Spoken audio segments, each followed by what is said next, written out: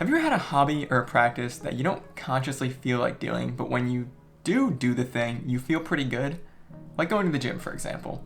You don't feel like going to the gym, but then you go and you work out and you get back and you usually feel pretty revitalized.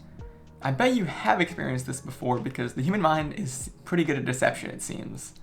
Recently, this has been my experience with photography.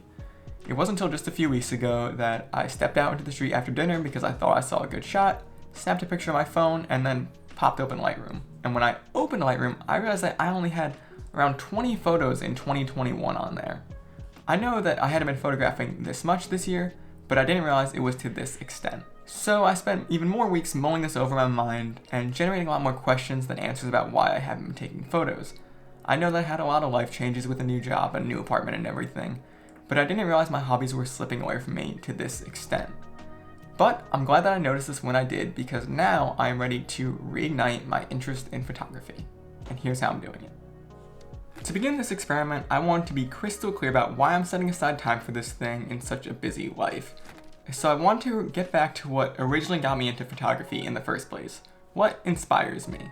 When I started thinking about it, I remembered that I'm so interested in photography because it allows us to share stories of any scale in a visual medium. For example, think of the National Geographic photos where you can see the beauty of Earth and the magnitude of outer space all in one photo.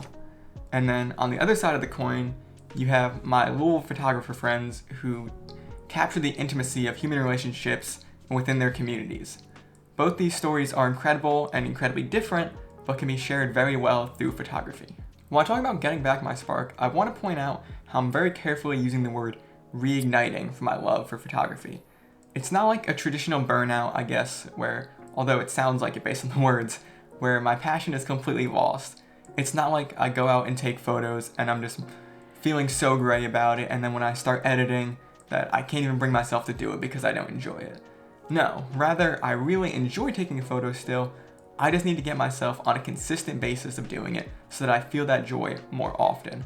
I want to turn it into a steady flame rather than something that roars and quells back and forth. Now the question is, how do I get back to taking more photographs? And thankfully, I think the answer is actually very simple. It's by building habits that encourage photographing and creativity. There's an excellent quote that reads something to the effect of, "You don't need motivation, you only need discipline." So the clear-cut, actionable item is to bring my camera with me more. And I've made excuses about this in the past about how it's cold outside or I just don't feel like it or something like that. But when you have a rule that you're living by, all those excuses are instantly invalidated. So here's the two statements that I'm going to be living by. 1, every time I go out for a walk, I'm taking my camera with me. And 2, every Saturday morning, I will go for a dedicated photo walk. If I do these two things, I will 100% take more photos. And as I do, I'll remember how much I like photography and how much I appreciate the beauty of the craft.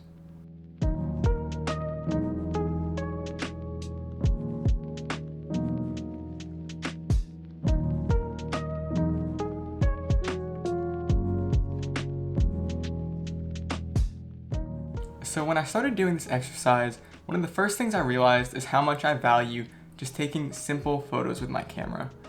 In the age of Instagram and the internet, as photographers, it's really easy to get caught up in the idea that every photo needs to be these incredible photos of something exotic or outlandish, or something that really captures attention with how insane it is.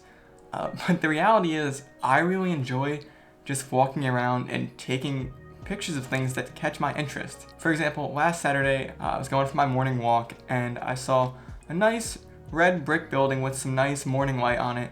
And I snapped a picture, and it was nothing incredible, but I liked the light, I liked the colors, and I think I realized that for me, that is enough to really make that time worth it. That's enough for that photo to be worth taking.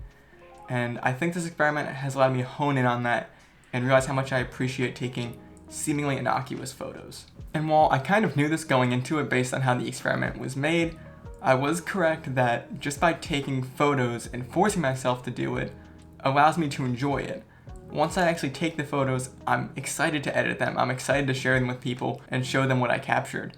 So it's just getting past the mental block of not wanting to do it for some reason. But once you get beyond that, it feels great.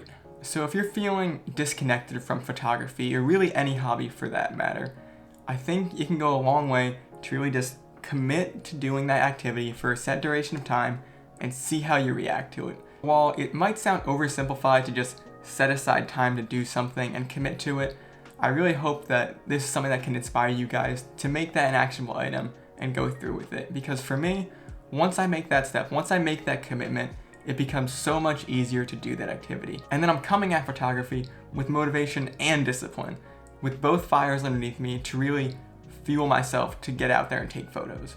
To anyone out there watching, I genuinely hope that you get some encouragement or inspiration from this video and feel compelled to keep on going after the things that you once loved. Thank you guys so much for watching, and I will see you in the next one.